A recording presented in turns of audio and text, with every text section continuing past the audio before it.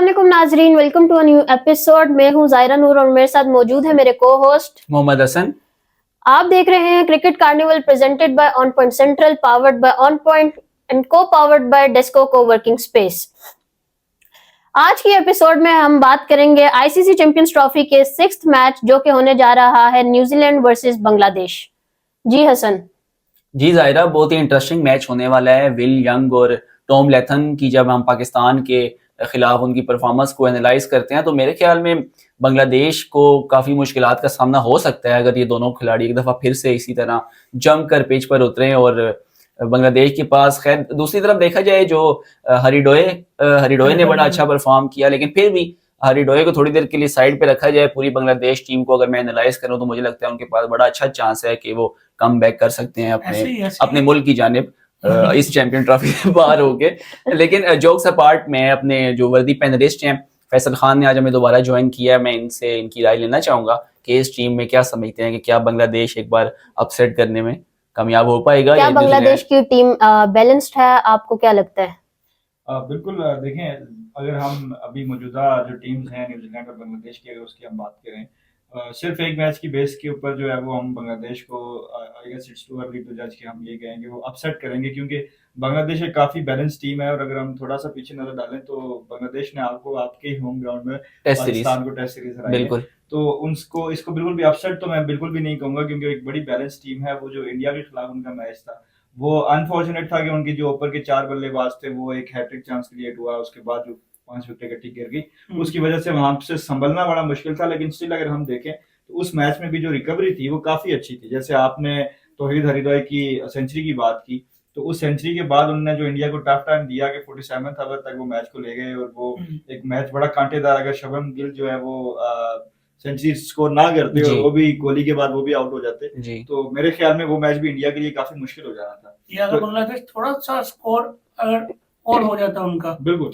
मेरे ख्याल में जो जल्दी अर्ली ओवर्स में विकेट्स गिर जाने के बाद मेरे ख्याल में, लेकिन फिर भी मेरे ख्याल में 30 के ऊपर 5 आउट थे जी, और बड़ा अच्छा कमबैक किया उन्होंने, 200 प्लस जिस स्कोर्स लेकर। उनकी बड़ी बैलेंस टीम है। अगर हम उनकी बॉलिंग अटैक को देखें, हम उनके ओपनर्स को देखें, बड़े एक्सपीरियंस प्लेयर्स उनके पास मौजूद हैं। मेहदी हसन मिराज हम उनकी टीम में हैं, सौम्य सरकार हैं, नजमुल शांतो हैं जो उनके कप्तान भी हैं, नजमुल शांतो, रिशाद हुसैन भी इंपैक्ट क्रिएट कर सकते हैं, मुस्तफीज मौजूद हैं। तो बड़े मेरे ख्याल में तो सीनियर प्लेयर हैं। इन लोगों ने बांग्लादेश के लिए काफी परफॉर्मेंसेस दी हुई हैं, माजी में दी हुई हैं, टेस्ट क्रिकेट में दी हुई हैं, ओडीआई में दी हैं।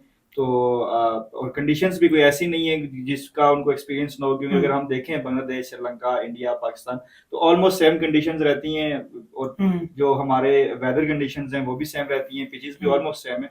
तो मेरे ख्याल में कि एक टफ मुकाबला हो सकता है अगर बांग्लादेश के स्पिनर्स वहां पे इंपैक्ट क्रिएट करते हैं। और वो उस चीज को साथ लेकर आ रहे होंगे अपने माइंड में कि जो उन्होंने पाकिस्तान को टेस्ट मैचेस हराए हैं। जी बिल्कुल, क्योंकि वो ऑलरेडी इस पिच पे खेल चुके हैं, शायद उनमें इतना उनमें भी कॉन्फिडेंस होगा कि अभी हम रिसेंटली इधर से सीरीज जीत के गए, और टेस्ट सीरीज जीतना किसी भी टीम के खिलाफ एक बड़ी कामयाबी होती है। बिल्कुल। अगर हम दूसरी तरफ बात करें न्यूजीलैंड की टीम की, तो दानियाल आप क्या कहना चाहेंगे कि वो बिल्कुल हम सबने देखा पाकिस्तान के खिलाफ उन्होंने बहुत अच्छे से मैच खेला, बहुत अच्छे से एक जीत की तरफ वो गए और पाकिस्तान को बहुत ज्यादा टफ टाइम दिया उन लोगों ने। तो आपको क्या लगता है कि बांग्लादेश को भी टफ टाइम देने में कामयाब रहेंगे?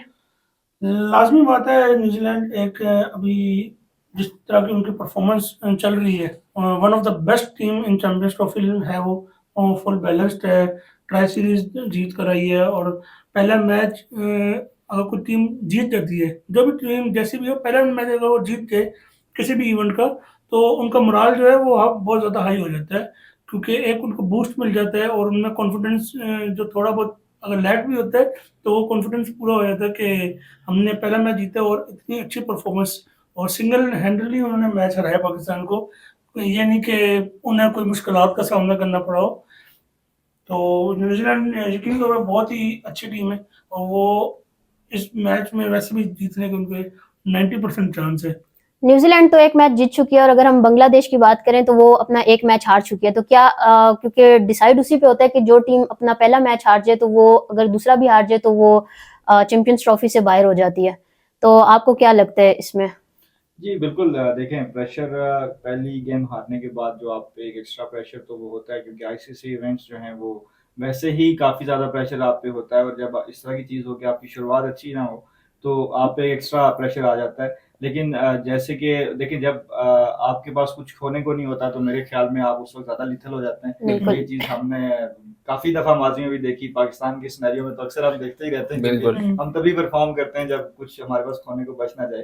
तो मेरे ख्याल में बांग्लादेश अपने जो पाकिस्तान में उनकी पास्ट परफॉर्मेंसेस है उनको ज़रूर लेके आएगी, और उनसे उनका जो मोरल है वो काफ़ी, क्योंकि जो पहला मैच बांग्लादेश ने खेला है वो पाकिस्तान की कंडीशंस में या पाकिस्तान के पिचेस के ऊपर नहीं खेला, और जो नेक्स्ट मैच न्यूजीलैंड से उन्हें खेलना है वो पाकिस्तान के अंदर खेलना है, और बिल्कुल एक डिफरेंट एटमॉस्फेयर होगा, डिफरेंट उनके पास एक वो एनवायरनमेंट डिफरेंट होगा, तो उस चीज़ का काफ़ी एक एज होगा। और न्यूजीलैंड नो डाउट एक बड़ी बैलेंस टीम है, बड़ी अच्छी टीम है, और उनको अगेन दोनों जो टीमें हैं, न्यूजीलैंड को यहाँ पे अगर मैं देखूं तो न्यूजीलैंड को एज ये है, क्योंकि न्यूजीलैंड ने हमने रिसेंट पास्ट में सबसे ज्यादा जो मैचेस खेले हैं वो न्यूजीलैंड के साथ खेले हैं। हमने टेस्ट सीरीज खेली है, हमने ओडीआई खेला है, हमने टी20 सीरीज पाकिस्तान के अंदर खेली है। तो मेरे ख्याल में न्यूजीलैंड इस टाइम इन कंडीशंस को अगर हम देखें, जितनी भी टीमें हमारे पास इस वक्त मौजूद हैं पाकिस्तान में, तो सबसे ज्यादा अगर बेहतर कोई रीड करेगा तो वो न्यूजीलैंड करेगा। बिल्कुल। उन्हें अब काफी टाइम हो गया पाकिस्तान की कंडीशन में, वो रहे भी उधर इधर ही प्रैक्टिस बिल्कुल सब कुछ, और ट्राई सीरीज जैसी और सिक्योरिटी इशू से भी बेहतर वाकिफ हैं वो पाकिस्तान के वो तो सही है। सारे तहफ्फुज़ात उनके अब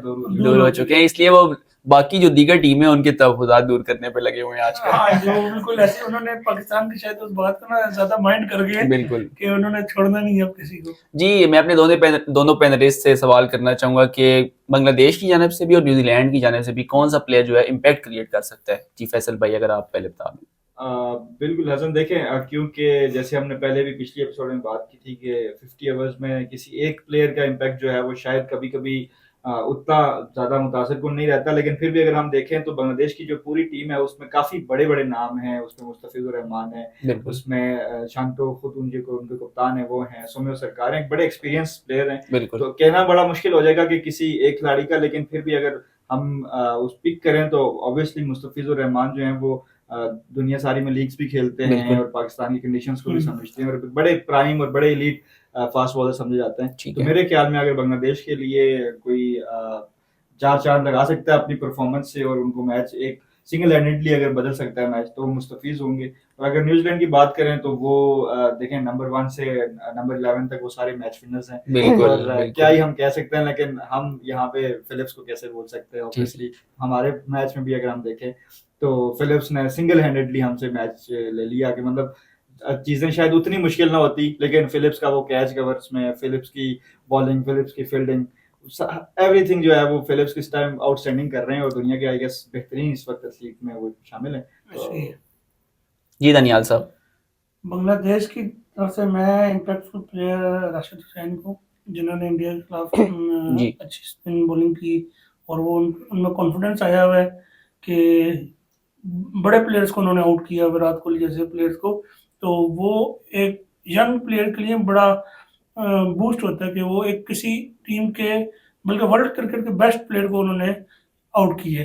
और न्यूजीलैंड की तरफ से मेरे ख्याल से ब्रेसवेल और उनके कैप्टन न्यूजीलैंड के सेटनर, वो इस कंडीशन में आजकल बॉलिंग बहुत अच्छी कर रहे हैं दोनों, और मिडल ओवर्स में जाके उन्होंने पाकिस्तान के खिलाफ पाकिस्तान को बहुत मुश्किल में डाला था। बिल्कुल, तो ये प्लेयर्स हैं जो इम्पैक्ट क्रिएट। बिल्कुल। बस आखिरी सवाल हम ये जानना चाहेंगे कि आपकी क्या प्रेडिक्शन है न्यूजीलैंड बांग्लादेश के मैच को लेके, कौन कितने % से विन कर सकता है? 70-30, 70 New Zealand, 30 Bangladesh. Thank you. Daniyal आप? 80 न्यूजीलैंड, 20 बांग्लादेश। Very well. बटी भाई, आप कुछ कहना चाहें? मैं तो अपना जो फैसला है वो शो के इंट्रो में ही दे चुका हूँ कि बांग्लादेश के पास कम बैक करने का बड़ा अच्छा चांस है। तो मैं तो न्यूजीलैंड के साथ जाऊंगा, क्योंकि वो उनके टॉप से लेके बॉटम तक जो उनका स्क्वाड है, मतलब एक्स्ट्रा ऑर्डिनरी, चाहे फील्डिंग हो, चाहे बैटिंग हो, चाहे बॉलिंग हो, मतलब they are the best team in this tournament for now. For now, और फील्डिंग खास तौर पे उनकी बहुत अच्छी जा रही है, और वो जैसे कहते हैं किसी भी टूर्नामेंट को ना बॉलर ना बैट्समैन जीतता है, फील्डिंग आपको टूर्नामेंट जीतती है। इंडीड। ज़ाहिरा, आपने अभी तक कोई प्रेडिक्शन नहीं दी, आपकी क्या प्रेडिक्शन है? मैं दोनों तरफ हूँ।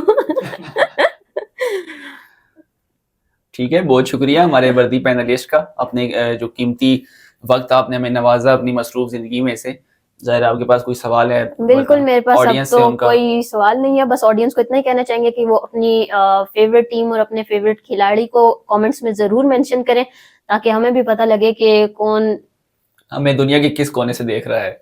बिल्कुल। तो नाजरीन, आप सबका बहुत बहुत शुक्रिया। ऐसे ही अपना प्यार मोहब्बत दिखाते रहिए। हम सब इंशाल्लाह दोबारा एक नई एपिसोड के साथ आप क्रिकेट के कुछ दिलचस्प हक़ाइक़ लेके आपके सामने हाजिर होंगे। तब तक अपने दोनों मेज़बानों और हमारे जो वर्दी पैनलिस्ट हैं उनको दीजिए इजाज़त। अपना ख्याल रखें। अल्लाह अल्लाह निगहबान। हाफ़िज़।